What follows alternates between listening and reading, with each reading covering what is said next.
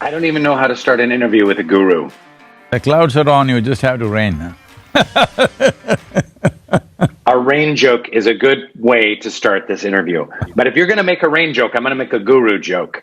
You How did can? you get to be a guru? Is there like, how do you sign up? Can I be a guru? Can anyone be a guru? What's the path to gurudom? Well, you don't aspire to become a guru. People, when they find that your guidance is worthwhile, they may call you a guru. Oh, So, okay. you don't say, I'm the word guru means one who dispels darkness. A light cannot stand up and say, I'm the light. Well, you have to shine, then you are the light. Excellent, excellent. I love that. I love that analogy.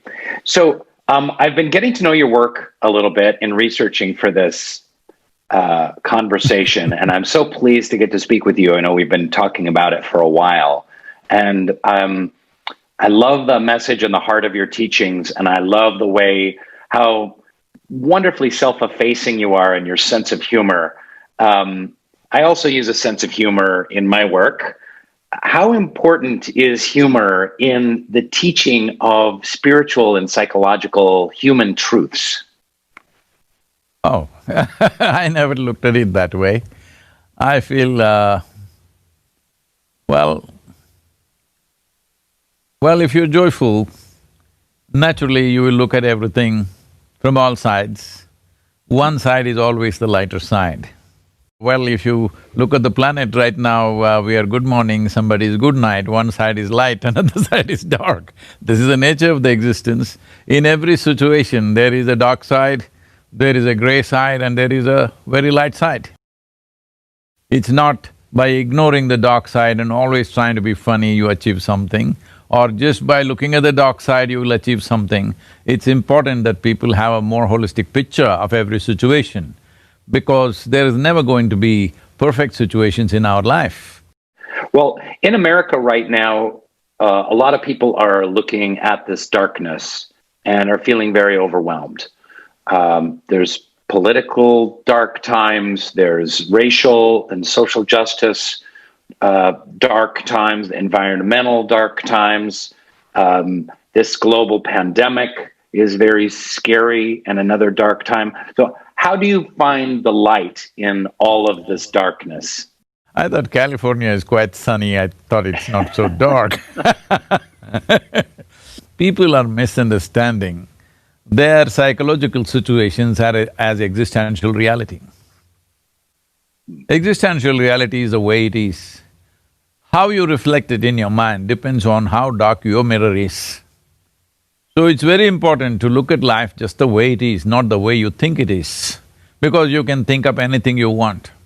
You can make a horror out of a simple aspect of sun coming up. You can think, oh, it's rising and it's going to kill me. There are people who do that.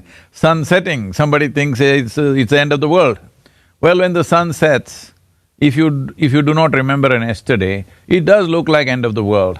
Winter comes, it does look like end of the world. So, of course spring will come later, that is the reality of life, but in your mind you can do these things. So this most important thing is, I think Western societies have given too much importance to their own thought and emotion. Your thought and emotion is your psychological drama. You're supposed to run it the way you want it, but now you think it's a reality by itself. What you think and what you feel is not a reality, it's what you're making up in your mind. You're free to make up what you want. In the United States right now, with young people, we're in a mental health crisis, the likes of which the world has never seen. The statistics about anxiety, depression, loneliness, suicide, and suicidal ideation among young people is through the roof. It's almost unmeasurable. I have loved listening to your talks, especially the ones about joy, engineering joy, changing yourself from the inside, restructuring your internal environment. What can you tell people who might be struggling with these mental health issues? See, every human experience has a chemical basis to it. In terms of human chemistry, this is the most complex chemical factory there is on the planet right now. Now, if you have such a sophisticated organization or an organism, or if you want to call it a factory, the question is only, are you a good CEO or are you a lousy CEO? That's all there is. So if you know how to manage the chemistry of this, then would you choose chemistry of joy or chemistry of misery? Would you choose chemistry of balance or chemistry of madness? What would you choose? I know the choice is obvious for everybody. So why are they not able to choose? That's what we need to look at. Well, if you need to look at why you're not able to choose, there are things to look at: what you eat, what goes into your system. Well, Americans are eating… See, the idea of affluence for either an individual or a society or a nation is essentially this. In the beginning, somebody aspires for affluence because it'll give them a choice of nourishment. Later on, it's a choice of lifestyle. So United States is, well, in many ways the richest nation on the planet. So they have a choice of nourishment and a choice of lifestyles. But what kind of nourishment do they choose? The kind of nourishment that they've chosen is just definitely going to freak them. So I'm saying, what you put into your system, how you sit, how you stand, how you breathe, what you do, everything is wrong. So chemistry management, one thing is food, what you intake.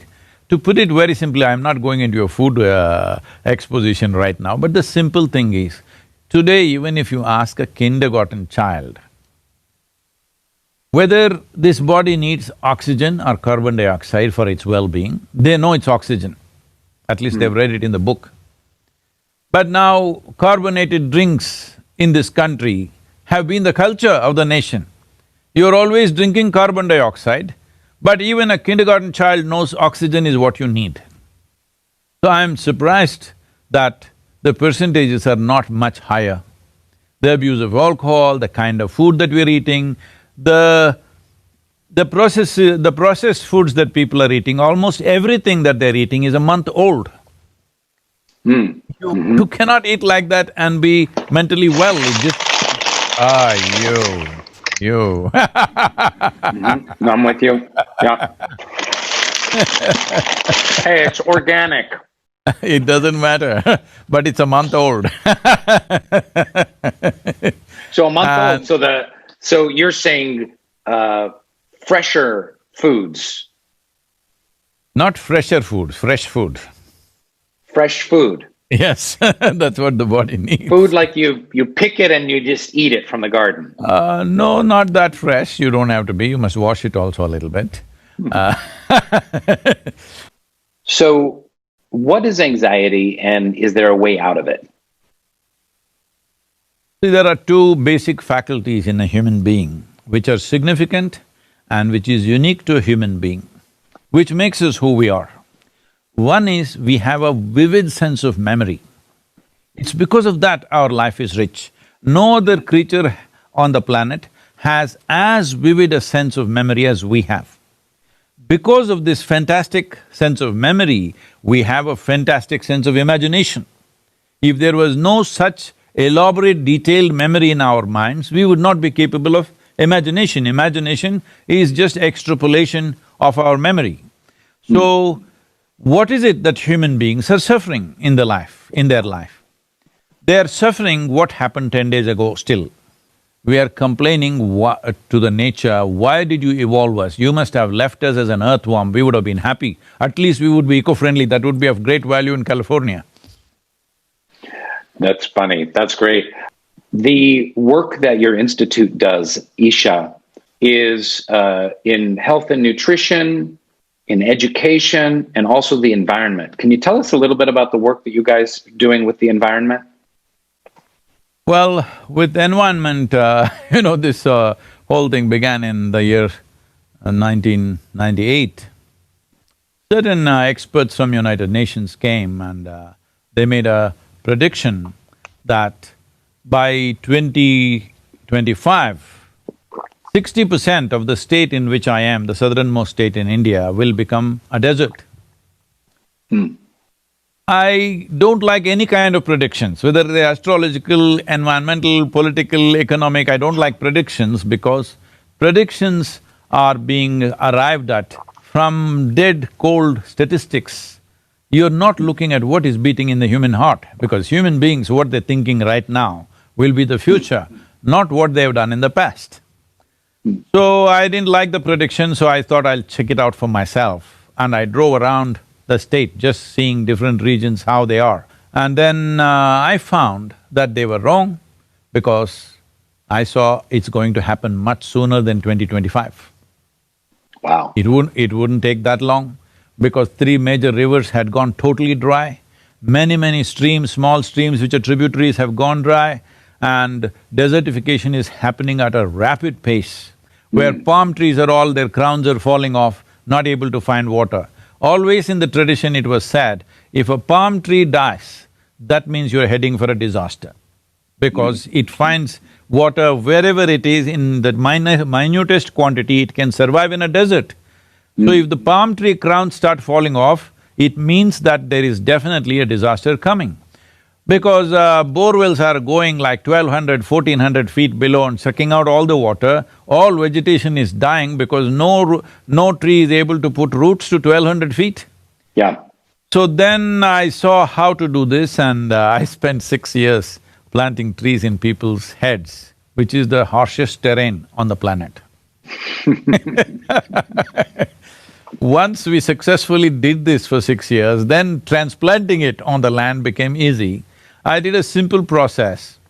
So I was just looking at how to do this as an experiment. I just took a hill which is behind our center, which has been sheared off all the trees maybe 25, 30 years ago and become largely bamboo and shrubs, but the trees are all gone, somebody has taken it away. So as an experiment, I did this in over 23, 24 days with about 4,000 to 4,500 volunteers. All I did was give them 2 meals and teach them a song to sing. And we planted over 6 million trees. They're up now today. If you come and see, all these trees are about 20 years old in the forest. And our temperatures in the center has come down by 3 to 4 degrees in summer. You know, that's the kind of difference it made. So I just experimented whether we can really move people to do this. And then we took up a campaign. So when I tried to talk to people in the villages, they wouldn't understand what am I talking about, because they have daily problems. They have problems of survival, they have problems of agriculture, economy, so many things. Who is talking about this futuristic, because everybody thinks ecology is futuristic. They don't understand it is relevant for today. So I did a simple process. I got thousands of people, made them sit and put them through a certain, well, for lack of words, we can say a spiritual process where they sit and breathe and experientially know what I exhale, the tree inhales, what the tree exhales, I inhale. So what I'm exhaling, the tree is inhaling. What the tree is exhaling, I'm inhaling, this is a reality. So one half of your lungs is actually hanging out there on the tree. Once I made them experience this, oh, now you can't stop them from planting trees. They're planting trees. Just from our organization, we planted over 38 million trees. But over 200 other small organizations came up because of this movement. This was initially called as Project Green Hands. Over 200 other organizations came up, everybody is in competition wanting to plant more trees and more trees. It became a kind of a cultural thing. So definitely the green cover went up. I love your teachings and the way that you have this intersection of understanding a human being, understanding the user's manual of the human being from the inside, and at the same time, your passion and work on the environment affecting literally millions or tens or hundreds of millions of people. That's very inspiring. Thank you very much for that great environmental work that you do. I just want to ask one last question before we finish, and that is, What would you like to say to the young people of the United States who might be watching this video? Stay alive, stay young. That's about it. What else? One thing they need to understand is youth means a vibrant part of life. Yeah. They must remain vibrant, not go into beliefs and conclusions because the more conclusions you make, the more old you will become. What is old age is simply too many conclusions about everything. If you do not conclude about anything, you're willing to look at everything and experience life the way it is, you will stay young. So that's why I said, one thing is through this virus pandemic, you must stay alive. This is a big responsibility. You must stay alive and make sure everybody around you is alive. And you must stay young. That means you should not make conclusions. You're willing to look at everything fresh all the time. Thank you very much. Thank you, sir. Hope we catch up and meet when the virus willing, we will meet. Virus willing, we'll meet, we'll ride motorcycles together. Thank you, sir. Thank you. Thank you. Namaskaram.